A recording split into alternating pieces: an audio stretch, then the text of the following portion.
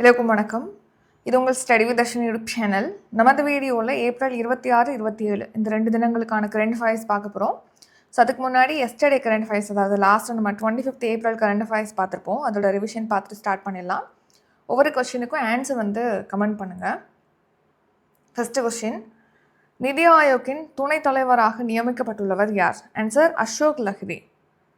சைபர் குறைபாடுகளை கண்டறிந்து தாக்குதல்களை சுயமாக மேற்கொள்ளும் ஏஐ மாடல் எது?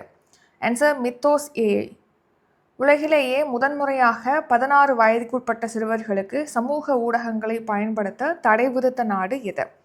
Answer Australia. தேர்தல் ஆணையத்தால் எஸ்ஐஆர் நடவடிக்கை மூலம் நீக்கப்பட்டு இறுதியாக வரையறை செய்யப்பட்ட வாக்காளர்களின் எண்ணிக்கை? Answer 5.73 crore.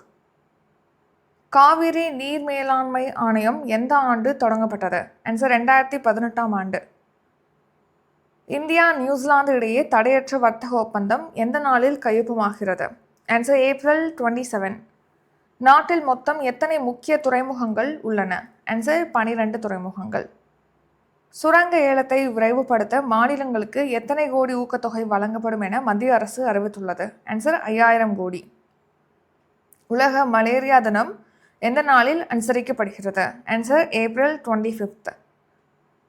2038 ஆசிய விளையாட்டுப் போட்டிகளை நடத்துவதற்கான இந்தியாவின் விருப்ப கடிதம் எந்த அமைப்பிற்கு சமர்ப்பிக்கப்பட்டது? ஆன்சர் ஆசிய ஒலிம்பிக் கவுன்சில்.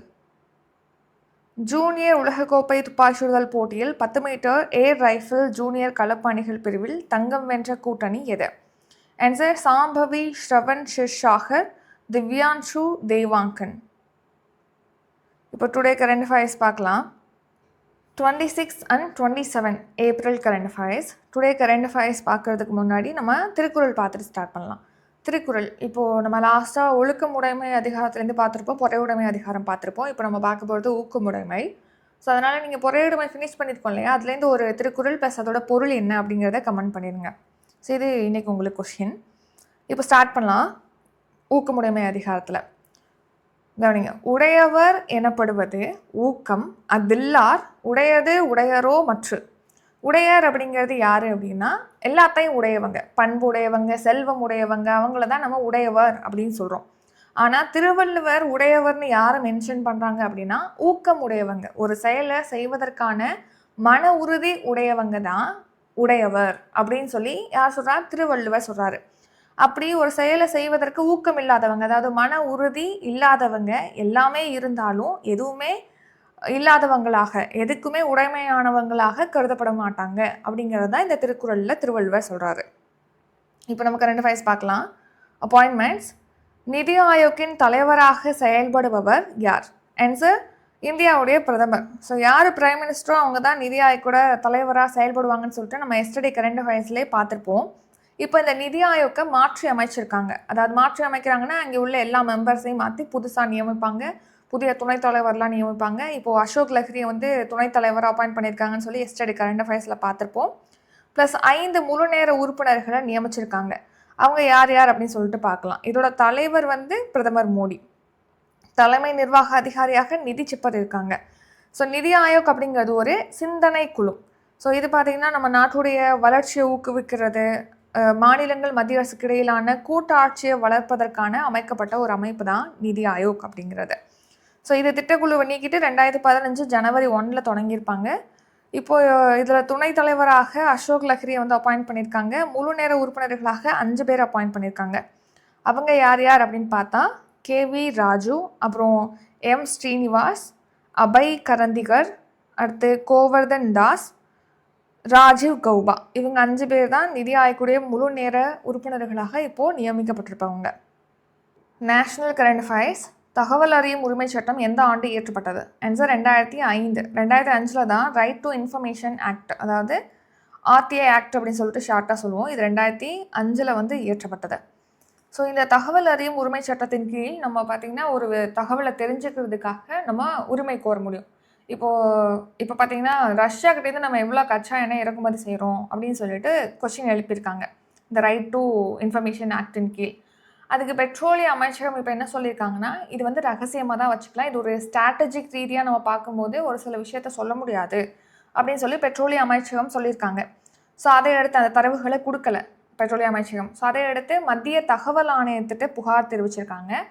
இப்போ மத்திய தகவல் ஆணையத்திட்ட பெட்ரோலிய அமைச்சகம் வந்து இந்த மாதிரி தரவுகளை வந்து சொல்கிறது வந்து நமக்கு பாதிப்பை ஏற்படுத்தும், இது ரகசியமாக தான் வச்சுக்கலாம் அப்படிங்கிற மாதிரி சொல்லியிருப்பாங்க. அதை உறுதிப்படுத்தியிருக்காங்க தகவல் ஆணையம். அதனால தான் இந்த கொஸ்டின் பார்க்குறோம். ரைட் டு இன்ஃபர்மேஷன் ஆக்டின் கீழே 2005 கீழே நம்ம வந்து ஒரு சில தகவல்களை தெரிஞ்சுக்கிறதுக்கான உரிமையானது இருக்குது.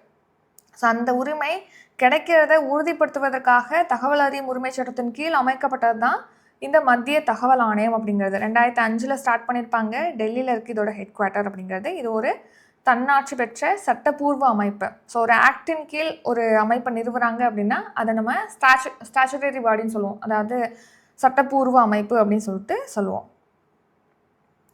Next national current affairs.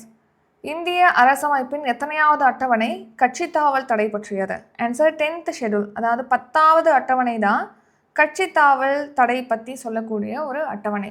கட்சி தாவல் அப்படின்னா என்னென்னா, இப்போ ஒரு கட்சியில் நின்று வின் பண்ணதுக்கப்புறமா அந்த கட்சியில் உறுப்பினராக இருக்கும்போது இன்னொரு கட்சிக்கு மாறுறது. இப்போ ஏ அப்படிங்கிற கட்சியில் இருக்காங்க, ஏ கட்சியில் தான் எலெக்ஷன் நின்று வின் பண்ணியிருக்காங்க. ஆனால் அந்த நபர் வந்து பி கட்சிக்கு மாறுறேன் அப்படின்னு சொல்லி மாறிட்டார் அப்படின்னா அவர் வின் பண்ணதை வந்து ரத்து செஞ்சுருவாங்க.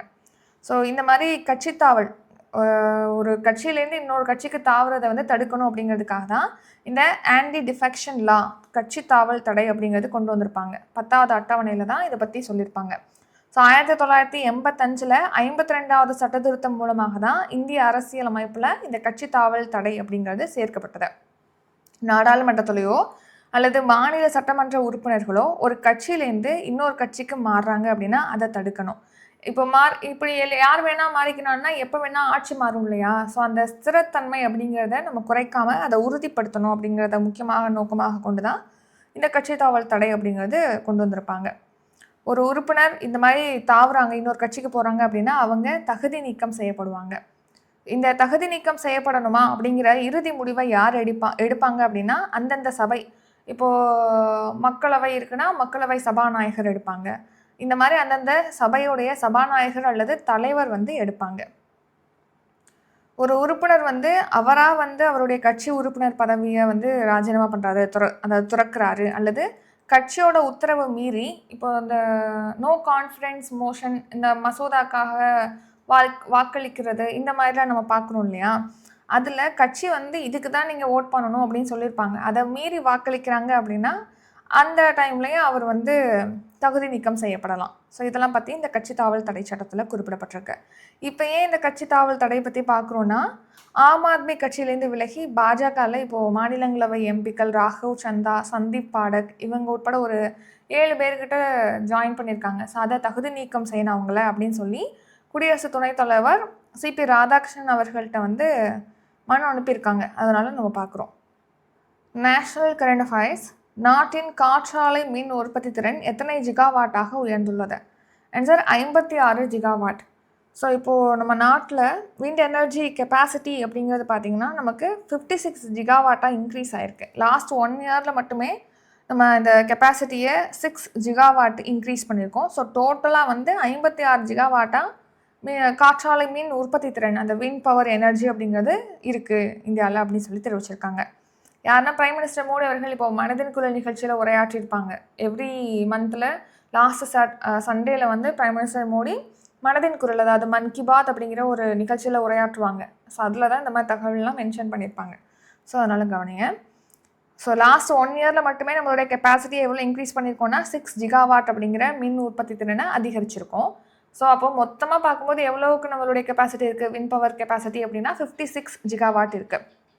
காற்றாலை மின் உற்பத்தியை பொறுத்த வரைக்கும் எந்தெந்த ஸ்டேட்லாம் ரொம்ப, அதாவது நல்லா எஃபிஷியண்ட்டாக ஒர்க் பண்ணக்கூடிய ஸ்டேட், எந்த ஸ்டேட் முன்னணியில் இருக்குது அப்படின்னா குஜராத் இருக்குது, அடுத்து தமிழ்நாடு, மகாராஷ்டிரா, ராஜஸ்தான், இந்த மாநிலங்கள்லாம் முன்னிலையில் இருக்குது. காற்றாலை மின் உற்பத்தி திறனில் இந்தியா வந்து உலக அளவில் 4th பிளேஸில் இருக்குது. இப்போது மக்கள் தொகை கணக்கெடுப்பு அப்படிங்கிறது 2027 நடத்துகிறாங்க இல்லையா? இந்த கணக்கெடுப்பு அப்படிங்கிறது எண்மமயமாக்கியிருக்காங்க, டிஜிட்டலைஸ் பண்ணியிருக்காங்க. அதுக்கான வெப்சைட் இருக்குது, ஆப் இருக்குது. அதன் மூலமாகவே சுயப்பதிவு செய்ய முடியும். நம்மளே வந்து நம்மளுடைய தகவல்களை வழங்க முடியும். அந்த கணக்கெடுப்பு செய்கிறாங்க இல்லையா, அவங்க வந்து வீட்டுக்கு வராங்க அப்படின்னா நமக்கு இந்த பதிவு செஞ்சதுக்கப்புறம் நமக்கு ஒரு கைபேசி வாயிலாக தனித்துவ அடையாள எண் அப்படிங்கிறது கொடுத்துருவாங்க. கணக்கெடுப்பு அதிகாரி நம்ம வீட்டுக்கு வரும்போது அந்த விவரங்களை உறுதி பண்ணுறதுக்கு இந்த எண்ணை காமிச்சாலே போதும். ஸோ அவங்க வந்து கன்ஃபார்ம் பண்ணிட்டு போயிடுவாங்க. அடுத்து மே 9ஆம் தேதி வங்க கவிஞர் ரவீந்திரநாத் தாகூர் அவருடைய 165வது பிறந்த தினம் அப்படிங்கிறது செலிப்ரேட் பண்ணுறோம். இவர் தான் இலக்கியத்துக்கான நோபல் பிரைஸை வின் பண்ண ஃபஸ்ட்டு இந்தியர். ப்ளஸ் இந்தியாவுடைய தேசிய கீதத்தை எழுதியவர் வந்து ரவீந்திரநாத் தாகூர் தான். இவர் 1861 மே 7ஆம் தேதி வந்து பிறந்திருக்காரு. அடுத்து பார்த்தீங்கன்னா குஜராத்தில் கட்ச், பதான், பனாஸ்கந்தா இந்த பகுதிகளில் புதுப்பிக்கத்தக்க எரிசக்தி பூங்காக்கள் அப்படிங்கிறது உருவாகிட்டு வருவதாக பிரதமர் நரேந்திர மோடி அவர்கள் தெரிவிச்சிருக்காங்க. நேஷனல் கரண்ட் அஃபேர்ஸ் 2026 to 27ஆம் கல்வியாண்டு முதல் மும்மொழி கொள்கை எந்த வகுப்பு முதல் கட்டாயமாக்கப்படுகிறது? ஆன்சர் 6ஆம் வகுப்பு. ஸோ 6ஆம் வகுப்பு படிக்கிறதுலேருந்து பார்த்தீங்கன்னா இந்த கல்வி ஆண்டுலேருந்து அந்த ஸ்டூடெண்ட்ஸுக்கு வந்து 3 மொழி கற்பிக்கப்படும் மும்மொழி கொள்கைன்னு சொல்லியிருக்காங்க. 3 மொழியில் 2 மொழி வந்து இந்த இந்திய மொழிகளாக இருக்கும் அப்படிங்கிற மாதிரியும் தெரிவிச்சிருக்காங்க. ஸோ 10ஆம் வகுப்பு வரைக்கும் 6th to 10th வரைக்கும் மும்மொழி அப்படிங்கிறது கொண்டு வராங்க. சிபிஎஸ்சி பள்ளிகளில் 2026 to 27 இந்த கல்வி ஆண்டில் 2 இந்திய மொழிகள் கட்டாயம் அப்படின்னு சொல்லி அந்த கொள்கையில் தெரிவிக்கப்பட்டிருக்கு. புதிய தேசிய கல்விக் கொள்கை 2020 அப்படின்னு சொல்லிட்டு நம்ம பார்த்துருப்போம். அதில் தான் இந்த மாதிரி மும்மொழி கொள்கை வழங்கப்படணும்னு சொல்லிட்டு தெரிவிச்சிருப்பாங்க. அந்த கொள்கையில் ஒரு அம்சமாக அது இருக்கும். ஸோ அதை செயல்படுத்தும் வகையில் தான் இந்த கல்வியாண்டிலேருந்து 3 மொழிகள் கற்பிக்கப்படுவதற்கான மும்மொழி கொள்கை 6ஆம் வகுப்புலேருந்து கட்டாயமாக்கப்படுது. அடுத்து பார்த்தீங்கன்னா புதுச்சேரி யூனியன் பிரதேசம் தானே, அங்கேயுமே வர கல்வியாண்டிலேருந்து மும்மொழி கொள்கை கட்டாயமாக்கப்பட்டிருக்கு. ஏற்கனவே 2024 பார்த்தீங்கன்னா புதுச்சேரியில் இருக்கக்கூடிய எல்லா ஸ்கூலுமே சிபிஎஸ்சி பள்ளிகளாக மாற்றப்பட்டிருக்கு. அடுத்த நேஷனல் கரண்ட் அஃபேர்ஸ் தாழ்த்தப்பட்டோருக்கு உள் இடஒதுக்கீடு வழங்கும் உரிமையை மாநில அரசுக்கு வழங்கி உச்சநீதிமன்றம் எந்த ஆண்டு தீர்ப்பளித்தது? ஆன்சர் 2024. இப்போ தாழ்த்தப்பட்டோருக்கு உள் இடஒதுக்கீடு நார்மலாக பார்த்தீங்கன்னா இப்போ எஸ்சி, எஸ்டி, அப்புறம் பிசி, எம்பிசிலாம் இருக்காங்க இல்லையா, இதில் வந்து எஸ்சி எஸ்டிக்கு வந்து இப்போது எஸ்சிக்கு வந்து 18% இடஒதுக்கீடு இருக்குன்னா, எஸ்சிலே பார்த்தீங்கன்னா நிறையா ஜாதி கேஸ்ட் வரும். அதில் இப்போ ஏபிசின்னு எடுத்துக்கிட்டோன்னா இந்த சி கேஸ்ட் வந்து ரொம்ப தாழ்த்தப்பட்டவங்களாக இருக்காங்க அப்படின்னா அவங்களுக்கு இந்த 18% மொத்தம் உள்ள 18% ஒரு 3% இவங்களுக்கு மட்டுமே ஒதுக்கப்படும் அப்படின்னு சொல்லி உள் இடஒதுக்கீடு அப்படிங்கிறது கொடுக்கலாம் அப்படின்னு அதுக்கு அனுமதி வழங்கி உச்சநீதிமன்றம் வந்து 2024ஆம் ஆண்டு தீர்ப்பளிச்சிருப்பாங்க. ஒதுக்கீடுக்குள்ள ஒரு உள் இடஒதுக்கீடு எதுக்காகனா அந்த சமூக பொருளாதாரத்தில் பாதிக்கப்பட்டவங்க வந்து மீண்டு வரணும் அப்படிங்கிறதுக்காக இந்த உள் இடஒதுக்கீடு கொடுக்குறாங்க. ஸோ அதை ஸ்டேட் கொடுக்க முடியாது அப்படின்னு சொல்லிட்டு வழக்கு போயிட்டு இருந்தது. ஆனால் அது ஸ்டேட் கொடுக்கலான்னு சொல்லிட்டு உச்சநீதிமன்றம் தீர்ப்பளிச்சிருப்பாங்க 2024. ஸோ அதன்படி இப்போது கர்நாடக மாநிலம் பார்த்திங்கன்னா தாழ்த்தப்பட்டோருக்கு 15% உள் இடஒதுக்கீடு அளிப்பதற்கான ஒரு தீர்மானத்துக்கு ஒப்புதல் வழங்கியிருக்காங்க கர்நாடக அமைச்சரவை. தாழ்த்தப்பட்டோருக்கு உள் இடஒதுக்கீடு வழங்கும் உரிமையை 7 நீதிபதிகள் கொண்ட அமர்வு 2024 மாநிலங்கள் வழங்கலான்னு சொல்லிட்டு தீர்ப்பளிச்சிருப்பாங்க. தமிழ்நாடு கரண்ட் அஃபேர்ஸ் பல்லுயிர் பெருக்கத்தை மேம்படுத்தும் 5 ஆண்டு கால மத்திய அரசின் திட்டம் தமிழகத்தில் எங்கு தொடங்கப்பட உள்ளது? ஆன்சர் மங்களத்தில் பார்த்தீங்கன்னா இப்போது பல்லுயிர் பெருக்கம், பல்லுயிர்னா பல உயிரினங்கள் வாழ்வதற்கான அந்த சிச்சுவேஷன், நிறைய உயிரினங்கள் ஒரே இடத்துல இருக்கும் இல்லையா, அதை தான் பல்லுயிர் அப்படின்னு சொல்லுவோம். நிறைய உயிரினங்கள், தாவரங்கள் இந்த மாதிரி எல்லாமே சேர்ந்துருக்கிறத பல்லுயிர்னு சொல்லுவோம். ஸோ அந்த பல்லுயிர் பெருக்கத்தை மேம்படுத்தணும் அப்படிங்கிறதுக்காக 5 இயர்ஸுக்கான ஒரு திட்டத்தை செயல்படுத்த போகிறாங்க 2 ஸ்டேட்டில். அதில் ஒரு ஸ்டேட்டு நம்ம தமிழ்நாட்டில் எங்கே அப்படின்னா சத்தியமங்கலம். ஸோ இன்னொரு ஸ்டேட் என்ன அப்படின்னு பார்த்தீங்கன்னா மேகாலயாவில் காரோ மலைகள்லையும், நம்ம தமிழ்நாட்டில் ஈரோடு மாவட்டத்தில் உள்ள சத்தியமங்கலத்துலையும் தான் இந்த பல்லுயிர் பெருக்க திட்டம் 5 இயர்ஸ்க்கான திட்டம் அறிமுகப்படுத்தப்பட இருக்கு. ஸோ இந்த திட்டம் எப்படி செயல்படுத்த போகிறாங்க அப்படின்னா கிராம ஊராட்சி வளர்ச்சி திட்டங்களை வந்து பசுமையாக்குறது, அவங்களுக்கு நிதி வழங்குறதன் மூலமாக உள்ளூர் மக்கள் அங்கே உள்ள நிறுவனங்களுக்கு அதிகாரம் அளிக்கிறது, அவங்களே வந்து இந்த பல்லுயிர் பெருக்கத்திற்கான விஷயங்களை செய்கிறதுக்கு நிதி வழங்குறது, அந்த மாதிரி அதிகாரம் அளிக்கிறது. இந்த மாதிரி தான் இந்த 2 இடத்துலையுமே இந்த பல்லுயிர் பெருக்கத்துக்கான திட்டத்தை செயல்படுத்த போகிறதா சொல்லியிருக்காங்க. ஸோ இதை யார் செயல்படுத்துகிறான்னா சென்ட்ரல் கவர்மெண்ட், அப்புறம் உலகளாவிய சுற்றுச்சூழல் அமைப்பு, நெக்ஸ்ட் ஐக்கிய நாடுகள் மேம்பாட்டு திட்டம் United Nations Development Programme. So இந்த 3 சேர்ந்து தான் செயல்படுத்த போகிறாங்க. எத்தனை ஆண்டுகளுக்குன்னா 5 இயர்ஸ்ன்னு பார்த்தோம். 2025 to 2030 எவ்வளோ கோடி நிதி ஒதுக்கீடு செய்கிறாங்கன்னா 46 crore.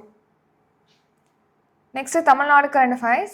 தமிழகத்தின் கல்பாக்கம் இந்திரா காந்தி அணு ஆராய்ச்சி மையத்தில் எத்தனை மெகாவாட் மின் உற்பத்தி திறன் கொண்ட முன்மாதிரி வேக இணுலை அமைக்கப்பட்டுள்ளது?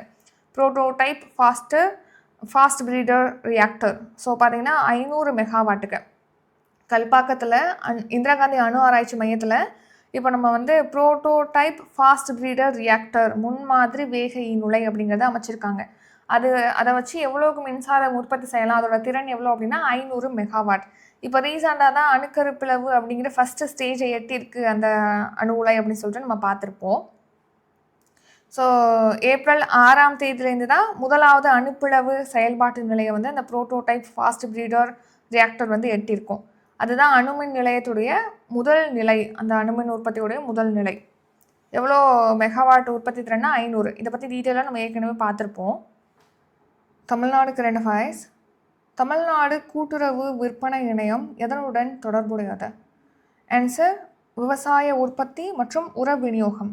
ஸோ இப்போ விவசாய பொருட்கள் இருக்கு இல்லையா, விதைகள், அப்புறம் பூச்சிக்கொல்லிகள், உரங்கள், இதெல்லாம் விநியோகிக்கிறது, விவசாய விளைபொருட்களை வந்து சந்தைப்படுத்துறது, இதுகள்லாம் செயல்படக்கூடிய ஒரு முகமையாக செயல்படக்கூடிய ஒரு கூட்டுறவு அமைப்பு, ஸ்டேட் லெவல் கூட்டுறவு அமைப்பு தான் இந்த டான்ஃபெட், தமிழ்நாடு கூட்டுறவு விற்பனை இணையம், தமிழ்நாடு கோஆப்ரேட்டிவ் மார்க்கெட்டிங் ஃபெடரேஷன். 1959 இது தொடங்கப்பட்டிருக்கு.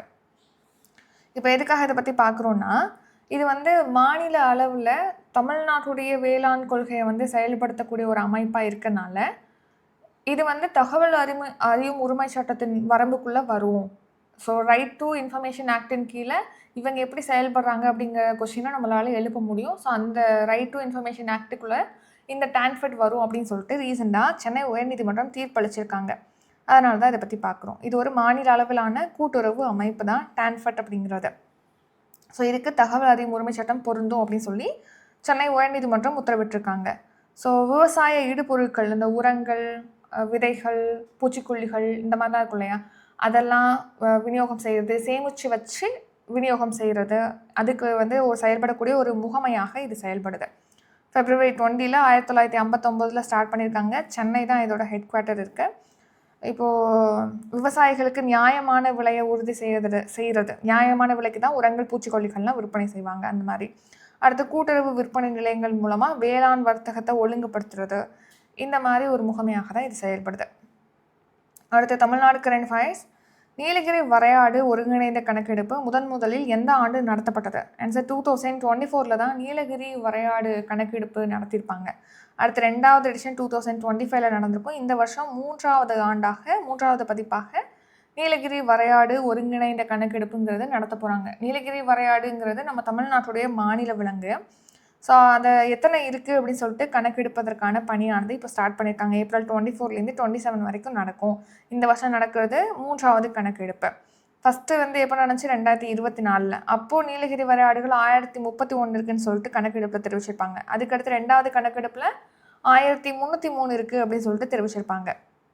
அது மட்டும் இல்லாமல் கணக்கெடுப்பு மட்டும் இல்லாமல் வரையாடுகளை கண்காணிக்கிறதுக்காக அதோட கழுத்தில் பார்த்திங்கன்னா காலர் அப்படிங்கிறது பொருத்தியிருப்பாங்க, கழுத்துப்பட்டை அப்படின்னு சொல்லிட்டு. ஸோ அது எங்கே போகுது, என்ன பண்ணுது அப்படிங்கிறத வந்து நம்ம ட்ராக் பண்ணுறதுக்காக. ஸோ இந்தியாவில் இந்த மாதிரி நீலகிரி வரையாடுகளுக்காக ஒரு கண்காணிப்பு முறையை செயல்படுத்தக்கூடிய ஒரு மாநிலமாக நம்ம தமிழ்நாடு தான் ஃபஸ்ட்டு ஸ்டேட்டாக இருக்குது. Next science and tech. இந்தியாவின் முதல் தனியார் சுற்றுப்பாதை ராக்கெட் எது? ஆன்சர் விக்ரம் 1. தனியார் ராக்கெட் அப்படின்னா விக்ரம் எஸ் சொல்லிடலாம், இந்தியாவுடைய ஃபஸ்ட்டு ப்ரைவேட் ராக்கெட் அப்படிங்கிறது. அதை வந்து விக்ரம் 1 அப்படிங்கிறது பார்த்திங்கன்னா ஆர்பிட்டல் ராக்கெட், இந்தியாவுடைய ஃபஸ்ட்டு ப்ரைவேட் ஆர்பிட்டல் ராக்கெட் தான்.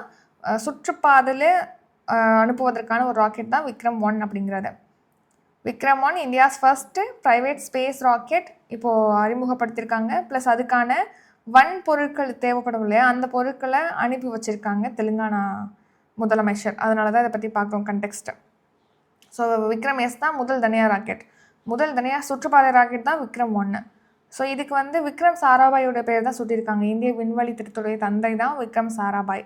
ஸ்கைரூட் விண்வெளி நிறுவனம் தான் இந்த ராக்கெட்டை வந்து உருவாக்கியிருக்காங்க. Next science and tech. ORS கரைசலை கண்டறிந்தவர் யார்? ஓஆர்எஸ் அப்படின்னா ஓரல் ரீஹைட்ரேஷன் சொல்யூஷன், அதாவது வாயு வழியாக நம்ம வழங்கக்கூடிய ஒரு சர்க்கரை உப்பு கரைசல் தான் ஓஆர்எஸ் கரைசல் அப்படிங்கிறது. இதை கண்டுபிடிச்சது யாருன்னா திலீப் மெஹலனோபிஸ் தான் வந்து இதை கண்டுபிடிச்சிருப்பாங்க. 1971 இந்த வங்கதேச போர் டைமில் பார்த்தீங்கன்னா நிறையா மக்கள் வந்து உயிரிழந்திருப்பாங்க. அதாவது காலரால் பாதிக்கப்பட்டு நிறைய பேர் உயிரிழந்திருப்பாங்க. ஸோ அவங்களுக்கு நீர்ச்சத்து இழப்பு காரணமாக தான் நிறைய பேர் உயிரிழந்திருப்பாங்க. ஸோ அந்த நீர்ச்சத்து இழப்பை வந்து தடுக்கணும் அப்படிங்கிறதுக்காக இந்த மாதிரி சர்க்கரை உப்பு கலந்த திரவத்தை வந்து வாய் வழியாக சோதனை முயற்சியாக தான் வழங்கியிருப்பாங்க. அது சக்ஸஸ்ஃபுல்லாக நிறைய பேருடைய உயிரை காப்பாற்றிருக்கும். ஸோ அதை யார் வழங்கினா அப்படின்னா திலீப் மெஹலனோபிஸ். இவர் சமீபத்தில் தான் காலமாயிருப்பார். ஸோ ஓஆர்எஸ் அப்படிங்கிறதுல என்னென்ன இருக்கும் அப்படின்னா sodium chloride, glucose, potassium chloride, அப்புறம் ட்ரை சோடியம் சிட்ரேட் இதெல்லாம் தான் அதில் இருக்கும். அடுத்த ஆபிஸ்வரி, சமீபத்தில் காலமான ரகுராய் கீழ்கண்ட எதனுடன் தொடர்புடையவர்? ஆன்சர் புகைப்பட கலை. ஸோ இவர் ஒரு புகைப்பட கலைஞர் தான் ரகுராய், சமீபத்தில் காலமாயிருக்காரு. ஸோ இவர் பார்த்தீங்கன்னா அந்த வங்கதேச போர்லாம் நடந்துச்சு இல்லையா, அதில் வந்து வங்கதேச அகதி பிரச்சனை பற்றி, போபால் விஷவாயு கசிவு பாதிப்பு அதை பற்றியெல்லாம் பிக்சர் எடுத்து புகைப்படம் எடுத்து ஆவணப்படுத்தியிருக்காரு. 1971 வங்கதேச போர் அதோட பின் விளைவுகள் சம்பந்தமாக புகைப்படம் எடுத்து ஆவணப்படுத்தியதுக்காக இவருக்கு பத்மஸ்ரீ விருதும் கொடுத்துருப்பாங்க. இப்போ காலமாயிட்டார். இம்பார்ட்டன்ட் டே, செர்னோபில் அணுக்கசிவு பேரழிவு நினைவு தினம் எந்த நாளில் அனுசரிக்கப்படுகிறது? ஆன்சர் April 26 தான் செர்னோபில் நியூக்ளியர் டிசாஸ்டர் ரிமெம்பரன்ஸ் டே அப்படிங்கிறத செலிப்ரேட் பண்ணுறாங்க, அப்சர்வ் பண்ணுறாங்க. அப்போது ரஷ்யா, அதாவது சோவியத் யூனியனில் ஒரு பகுதியாக உக்ரைன் இருந்த டைமில் செர்னோபில் பகுதியில் பார்த்திங்கன்னா ஒரு அணுசக்தி மையத்தில் 1986 இதே April 26 அணுக்கசிவு ஏற்பட்டு நிறைய பேர் வந்து உயிரிழந்துட்டாங்க. பல பேருடைய ஹெல்த் அப்படிங்கிறது பாதிக்கப்பட்டிருக்கு. ஸோ அந்த டேவை நினைவு கூறும் வகையில் செர்னோபில் அணுக்கசிவு பேரழிவு நினைவு தினமானது April 26 அப்சர்வ் பண்ணுறாங்க. அடுத்து ஸ்போர்ட்ஸ் கரண்ட் அஃபேர்ஸ். உலகக்கோப்பை துப்பாக்கிச்சுடுதல் போட்டியில் வன்ஷிகா ஷிராக் இணை டேஷ் பதக்கம் வென்றது. ஆன்சர் கோல்டு மெடல் வந்து வின் பண்ணியிருக்காங்க. வன்ஷிகா அப்புறம் ஷிராக் ஆகியோரின் கூட்டணி, இந்தியாவுடைய கூட்டணி. இந்த போட்டி எகிப்தில் நடக்குது. 10 மீட்டர் ஏர் பிஸ்டல் கலப்பு அணிகள் பிரிவில் தான் இவங்க வந்து தங்கப்பதக்கம் வின் பண்ணியிருக்காங்க. அடுத்து ஷார்ட் நியூஸ். பாகிஸ்தானில் பார்த்திங்கன்னா ஒரு 2 பேருக்கு வந்து விண்வெளி பயிற்சியை சீனா வழங்குறதா தெரிவிச்சிருக்காங்க. ஸோ அதில் ஒருத்தர் வந்து விண்வெளியில் உள்ள சீனாவுடைய தியாங்காங் அப்படிங்கிற விண்வெளி நிலையத்துக்கு அழைத்து செல்லப்பட இருப்பதாகவும் சொல்லியிருக்காங்க. இப்போ ஆக்சின் 4 மிஷனில் வந்து சுபான்ஷு சுக்லா போனாங்களே இன்டர்நேஷ்னல் ஸ்பேஸ் ஸ்டேஷனுக்கு, அந்த மாதிரி சீனாவுடைய ஸ்பேஸ் ஸ்டேஷன் தியாங்காங்க்கு வந்து ஒரு பாகிஸ்தான் வீரர் அனுப்ப போகிறாங்களாம். அடுத்து எகிப்து தலைநகர் கெய்ரோவில் வந்து ரைஃபிள், பிஸ்டல், ஷாட்கன் உலகக்கோப்பை போட்டி அப்படிங்கிறது நடைபெற்றிருக்கு. அதில் வந்து இந்திய அணி 5 தங்கம், 6 வெள்ளி, 5 வெண்கல பதக்கம் சொல்லிட்டு 16 பதக்கங்களோட ஃபஸ்ட் பிளேஸை பிடிச்சிருக்கு. அடுத்து நம்மளுடைய மின் தேவை எப்போது இல்லாத அளவுக்கு இப்போ 256.11 ஜிகாவாட்டாக இன்க்ரீஸ் ஆயிருக்குன்னு சொல்லி தெரிவிச்சிருக்காங்க. தஞ்சை நாயக்கர் ஆட்சி காலத்தில் வெளியிடப்பட்ட காசில் தஞ்சாவூர் பெரிய கோவிலுடைய தேர் சின்னம் பொறிக்கப்பட்டிருக்கு அப்படின்னு சொல்லி தெரிவிச்சிருக்காங்க. ஈரானோட கச்சா எண்ணெய் வர்த்தகத்தில் சீனா வந்து ஈடுபட்டிருக்கு அப்படின்னு சொல்லிட்டு அந்த சீன எண்ணெய் சுத்திகரிப்பு நிறுவனம், அப்புறம் ஒரு 40 கப்பல் போக்குவரத்து நிறுவனங்கள், சரக்கு கப்பல்களுக்கு அமெரிக்கா வந்து பொருளாதார தடையை விதிச்சிருக்காங்க. அடுத்த டுடே கரண்ட் அஃபேர்ஸ் ரிவிஷன் பார்க்கலாம். 26 and 27 April current affairs revision. First question, நிதி ஆயோக்கின் தலைவராக செயல்படுபவர் யார்? ஆன்சர் பிரதமர். தகவல் அறியும் உரிமை சட்டம் எந்த ஆண்டு இயற்றப்பட்டது? 2005. இந்திய அரசமைப்பின் எத்தனையாவது அட்டவணை கட்சி தாவல் தடை பற்றியது? Answer 10th schedule. நாட்டின் காற்றாலை மின் உற்பத்தி திறன் எத்தனை ஜிகாவாட்டாக உயர்ந்துள்ளது? 56 ஜிகாவாட். 2026 to 27 கல்வி ஆண்டு முதல் மும்மொழிக் கொள்கை எந்த வகுப்பு முதல் கட்டாயமாக்கப்படுகிறது? 6th to 10th வரைக்கும். தாழ்த்தப்பட்டோருக்கு உள் இடஒதுக்கீடு வழங்கும் உரிமையை மாநில அரசுக்கு வழங்கி உச்சநீதிமன்றம் எந்த ஆண்டு தீர்ப்பளித்தது? 2024. பல்லுயிர் பெருக்கத்தை மேம்படுத்தும் 5 ஆண்டு கால மத்திய அரசின் திட்டம் தமிழகத்தில் எங்கு தொடங்கப்பட உள்ளது? ஆன்சர் சத்தியமங்கலம். தமிழகத்தின் கல்பாக்கம் இந்திரா காந்தி அணு ஆராய்ச்சி மையத்தில் எத்தனை மெகாவாட் மின் உற்பத்தி திறன் கொண்ட முன்மாதிரி வேக நூலை அமைக்கப்பட உள்ளது? ஆன்சர் 500 அமைக்கப்பட்டுள்ளது. Answer 500 megawatt. தமிழ்நாடு கூட்டுறவு விற்பனை இணையம் எதனுடன் தொடர்புடையது? ஆன்சர் விவசாய உற்பத்தி மற்றும் உர விநியோகம். நீலகிரி வரையாடு ஒருங்கிணைந்த கணக்கெடுப்பு முதலில் எந்த ஆண்டு நடத்தப்பட்டது? 2024. இந்தியாவின் முதல் தனியார் சுற்றுப்பாதை ராக்கெட் எது? ஆன்சர் விக்ரம் 1. ORS கரைசலை கண்டறிந்தவர் யார்? திலீப் மெஹலனோபிஸ். சமீபத்தில் காலமான ரகுராய் கீழ்கண்ட எதனுடன் தொடர்புடையவர்? ஆன்சர் புகைப்பட கலைஞர். செர்னோபில் அணுக்கசிவு பேரழிவு நினைவு தினம் எந்த நாளில் அனுசரிக்கப்படுகிறது? ஏப்ரல் 26. உலகக்கோப்பை துப்பாக்கிசுடுதல் போட்டியில் வன்ஷிகா மற்றும் ஷிராக் இணை டேஷ் பதக்கம் வென்றது? Answer gold medal. இத்துடன் இன்றைக்கான கரண்ட் அஃபேர்ஸ் வீடியோ நிறைவடைகிறது. இந்த வீடியோ உங்களுக்கு பிடிச்சிருந்தா லைக் பண்ணுங்கள், ஷேர் பண்ணுங்கள். நம்ம சேனலை நீங்கள் இன்னும் சப்ஸ்கிரைப் பண்ணலன்னா மறக்காமல் சப்ஸ்கிரைப் பண்ணிக்கோங்க. நன்றி, வணக்கம்.